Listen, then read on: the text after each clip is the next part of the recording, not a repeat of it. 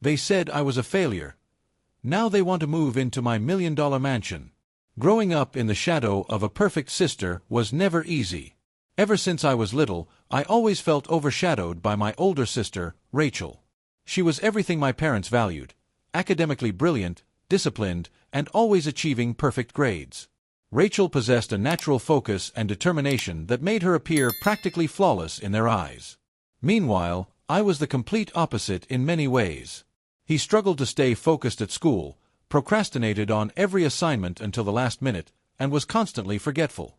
It wasn't just academic issues. These challenges spilled over into every other area of my life, leaving me feeling like I would never be able to live up to expectations. I didn't understand why I was the way I was, and, honestly, I believed I was just lazy or incapable. It wasn't until much later in life that everything finally fell into place for me. I had ADHD. The diagnosis was a real revelation. Suddenly, all the struggles and frustrations of my childhood made sense. Every symptom I had struggled with, from my inability to concentrate to my chronic procrastination, fit perfectly into the picture of ADHD. With the help of medication and other tools, I was able to transform my life and approach situations with a sense of control that I never imagined possible. But back then, as a child, there was no diagnosis, understanding, or support. All my parents saw were my shortcomings. For context, my parents are incredibly successful individuals. Both are high-performing academics who are widely respected in their fields and hold prestigious positions at work. Naturally, they expected the same level of excellence from their children. They wanted Rachel and I to be the most successful people in any environment. Rachel, of course, lived up to these expectations effortlessly. I, however, was the problem child in their eyes. I wasn't trying hard enough, I wasn't disciplined enough, and I wasn't good enough. They often compared me to Rachel, their golden child, which only deepened the rift between my sister and me. These comparisons hurt more than they probably realized, making me feel like there was something fundamentally wrong with me just for being different from her. Rachel didn't make my childhood any easier, either. Because we went to the same school, I often felt like I would never be able to escape his shadow or his judgment. If I didn't finish my assignments on time or got into any kind of trouble at school, she would yell at me. I talked non-stop about how embarrassed I was to have a loser brother like me. Those words cut deep, especially from someone I was supposed to look up to. At home, Rachel would rat me out to our parents for the smallest things, like spending time with my friends instead of studying. She was constantly looking for ways to prove to our parents that she was the better daughter. I think part of this came from the fact that, unlike me, Rachel had no friends. She was the typical know-it-all, always acting superior to everyone and ready to attack anyone who made the slightest mistake. Not surprisingly, people didn't like her. She isolated herself and, instead of reflecting on why, she intensified her condescending attitude. Despite her flaws, my parents absolutely adored her. They never confronted her about her behavior or encouraged her to be kinder or more humble. Instead, they celebrated her as if she were perfect. They constantly boasted about Rachel at family gatherings, at work, to neighbors, to anyone who would listen. Every year, they threw extravagant birthday parties for her, complete with elegant decorations, guests, and expensive gifts. They made it clear that they felt Rachel deserved to be celebrated because, in their words, she was the only good thing that came out of their marriage. Can you imagine hearing your parents say that about your sister, as if you were nothing in comparison? Meanwhile, my birthdays were almost an afterthought. There were no parties, no excitement. Each year, I received the same predictable gift: books. And they weren't those fun, imaginative books that kids would actually want to win. They were always educational books, the kind that screamed, "You need to try harder." When my sister graduated from college, it was a monumental moment for my family. She got into one of the best universities in the country, and my parents were absolutely overjoyed. They couldn't stop talking about her achievements, bragging to anyone who would listen about how proud they were of her. 2 years later, when it was my turn to graduate, the situation could not have been more different. I didn't get into a prestigious university like Rachel. Instead, I was accepted into a regular university, one that, compared to hers, didn't have the same weight or prestige in my parents' eyes. Their disappointment was palpable. My father didn't even try to hide it. He told me directly that he had no more hope for me. He stated that he just wanted me to disappear from their lives because he was too embarrassed to even tell our relatives where I was going to study. Those words crushed me. Hearing your own father essentially disown you, all because you didn't meet some unrealistic standard, is something I wouldn't wish on anyone. My parents called me the black sheep of the family, saying they regretted having me and that raising me had been a waste of their time and resources. Rachel also made it clear that she was disgusted by the idea of me attending the college of my choice. He told me that although he did not expect me to reach his level of academic excellence, I should have at least tried harder. His words hurt. For them, my best was never enough. I was so hurt by his words and attitude that I made a decision right then and there. If they truly felt this way about me, if they genuinely believed I wasn't worth their time or love, then I would do them a favor and cut ties. I wouldn't stay in an environment that just destroyed me. I promised myself that I would carve my own path, no matter how difficult it might be, and that I would not look back. Going to college was a whole new chapter for me, but it came with its own challenges. I had to take out an education loan just to pay it off, and I also got a part-time job to support myself. Balancing work, school, and managing my ADHD was incredibly difficult. There were times when I felt like giving up, but I didn't. For the first time, I was surrounded by people who believed in me, friends who were supportive and encouraging, who saw my potential instead of my flaws. With their help and the right medication to manage my ADHD, I began to build a life that felt meaningful and fulfilling. Today, I'm an AI solutions architect working at a major multinational corporation. For the past 9 years, I have not had any contact with my parents or my sister, nor have I kept any information about their lives. I worked hard to distance myself from that part of my life because it only brought me pain. I generally avoid family events so I don't risk running into my parents or Rachel. However, this time, it was my grandfather's 80th birthday party. He called me personally and begged me to come. I hadn't seen him in so long. He is one of the few people in my family who has always shown me kindness, and I couldn't bear the guilt of disappointing him on such an important occasion. Against my better judgment, I decided to go. When I arrived at the party, I realized that my parents were already there. I expected it, of course, but seeing them in person after so many years still stirred up old emotions that I wasn't quite prepared for. Despite how I felt, I reminded myself why I was there. It was my grandfather's birthday. I discreetly went to greet my grandfather, gave him a hug, and spent the rest of the time greeting everyone else, exchanging polite words and smiles with family members who were genuinely surprised and happy to see me. Many of them hadn't seen me in almost a decade, so they were excited to catch up. But then my parents spotted me. I caught the look on their faces, stunned, as if they couldn't believe I was there. Almost immediately, my father approached me, his expression unreadable, and asked if we could talk privately. I nodded, then he led me away from the rest of the party, taking us to a more private corner of the place, away from the prying eyes of the guests.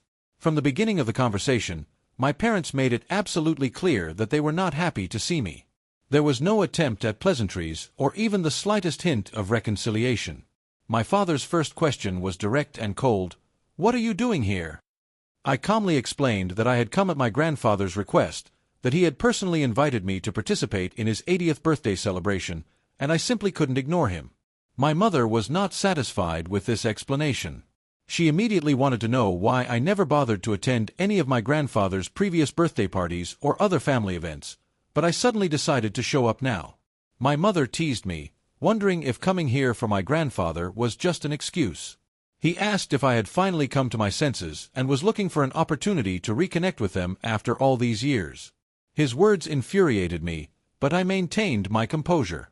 I told them firmly and clearly that I did not want to reconnect with them in any way. It's not like I needed their permission to attend my own grandfather's party. If they hated my presence here so much, they could just go back to ignoring me and leaving me alone to socialize with others. However, my mother argued that they wished they could ignore me, but that people would then start asking them questions. She told me that I should have at least warned them so they could be better prepared to answer questions about me. Honestly, she was acting like I had committed a crime or something. I told her that if anyone asked, they could just say that I was doing great in life, that I had built a successful career, and had a very supportive partner. Upon hearing this, my father scoffed and said, "Do you honestly expect us to believe you have a successful career? You didn't even graduate from a decent college, for God's sake." I felt a wave of anger rising inside me. I had built my career from scratch, overcoming so many obstacles, and yet, there he was, dismissing everything I had achieved with a single sentence. Before I could argue with him, my father pointed to the door and coldly said, "You should leave. People can't know that you're still a failure." I was stunned. Who did they think they were to ask me to leave a party that wasn't even about them? How could they still treat me like this? They were so obsessed with protecting their image, acting like saints in front of others.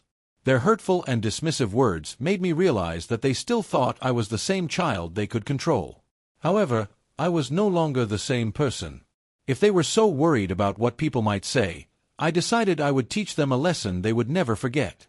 Without thinking twice, I walked past them and returned to where the rest of the guests were gathered. My grandfather immediately realized something was wrong with me and came to check on me. I didn't hold back. I told him everything. I told him what my parents had said to me, how they tried to kick me out, and how they were still so ashamed of me that they didn't want anyone to know I was here. Upon hearing this, my grandfather became furious. He assured me that my parents had no right to treat me that way, much less try to ruin his birthday by causing such drama. He said he would speak to them on my behalf, but I said it wouldn't make any difference. What we needed to do was bring the truth to light publicly. Fortunately, my grandfather agreed with me. So I raised my glass and gently clinked it to get everyone's attention. The room fell silent and all eyes turned to me. I took a deep breath, steadied my voice, and began by congratulating my grandfather on reaching such an incredible milestone. I thanked him for inviting me and told him how much it meant to be there celebrating with him. So I changed the subject. I told everyone how good it was to see so many family members again after so many years, but I also explained why I hadn't attended these celebrations for almost a decade. I'm sure many of you are wondering why I never showed up to any family events over the years, so I'll tell you the truth. It was because of my parents. The truth is, my parents always treated me like I was inferior to them, making me feel like I was nothing but a burden to them over the years. I exposed everything. I told them how my parents had excluded me, made me feel like I wasn't good enough, and how they had labeled me a failure my entire life simply because I didn't live up to their impossible expectations. I shared how I paid my own way through college by taking out loans and working part-time jobs without any support from my parents. I made it clear that even though I had worked hard to make a life for myself, they hadn't bothered to check on me even once. The room was dead silent as I spoke. Some people exchanged uncomfortable glances, while others stared at my parents, who looked absolutely mortified. My mother's face was white as I spoke, while my father looked furious. I didn't stop there. I shared how, throughout my childhood, my parents had favored Rachel, showering her with love, attention, and opportunities, while labeling me as the black sheep of the family. I explained how their constant comparisons and harsh treatment alienated me, how they dismissed my struggles with ADHD as laziness, and how they never tried to understand or support me. I went on to say that now that I'm an adult, successful in my own right, I have no expectation that my parents will suddenly accept me. However, I certainly did not anticipate that they would go so far as to berate me for attending my own grandfather's birthday party, a party to which I was invited by the honoree himself. It was absurd and hurtful, and I wanted everyone to know how ridiculous their behavior was. So, during all those years that I wasn't present at family events, I wasn't being rude or distant. I was protecting myself. I was trying to heal from years of emotional wounds. However, today, when I appeared here for my grandfather's sake, my parents wanted to expel me. They keep saying they don't want to answer any questions about me as it makes them feel ashamed of who I am.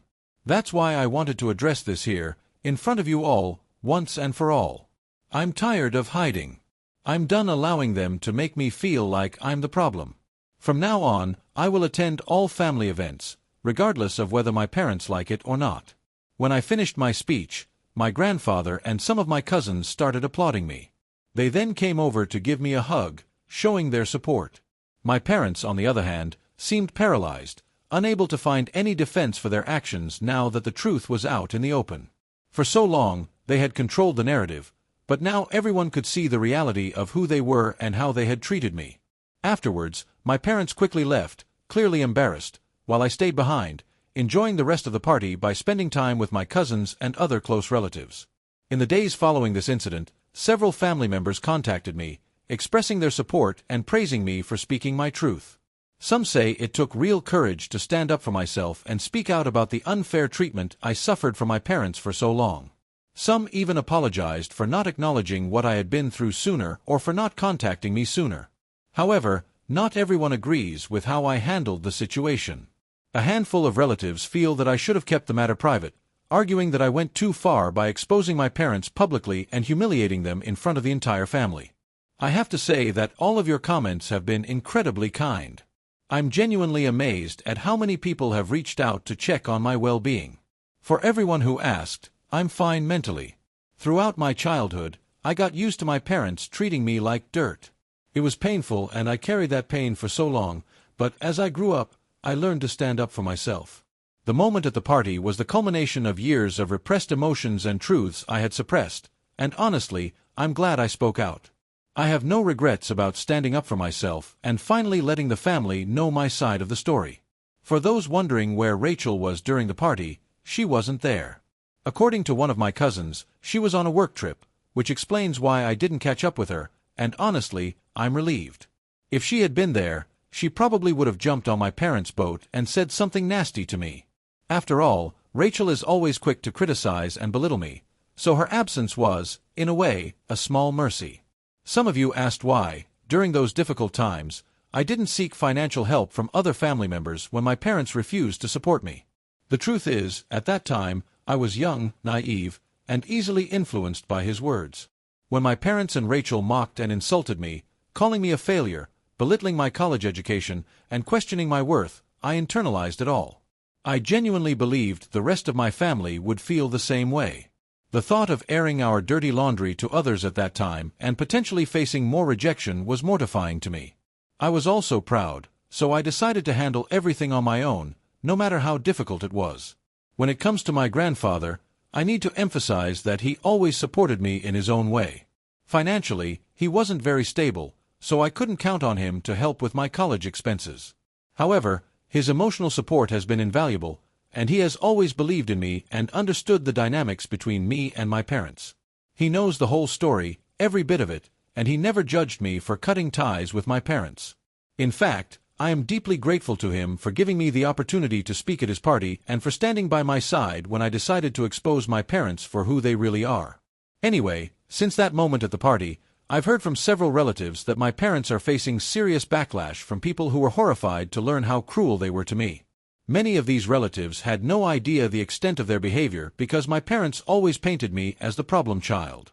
Clearly, they had created this narrative to protect their own image, while sweeping its toxicity under the rug. Now that the truth is out in the open, it looks like her facade is finally starting to crumble. I can only hope this public embarrassment serves as a wake-up call to them. Maybe, just maybe, they will reflect on their actions and come to reason. But even if they don't, I said what I had to say and I feel a sense of closure. So Rachel contacted me this week. She found out from our parents and relatives about what happened during the party, so she called me. As soon as I answered the phone, she started yelling at me, furious about what had happened. She couldn't believe I had the audacity to expose our parents publicly. She claimed that I was just doing it to cause drama and that my actions were selfish. According to her, I had no right to air our family's dirty laundry in front of everyone, especially when my parents had spent years trying to move on and live their lives without me. She went on and on about how I was ruining the fragile peace that had been established and that I should just let it go and move on instead of bringing up the past. She asked me, "What do you want from them?" "An apology." "Really? Why? Just because they didn't pay for your college tuition? Do you want an apology because they were disappointed in you?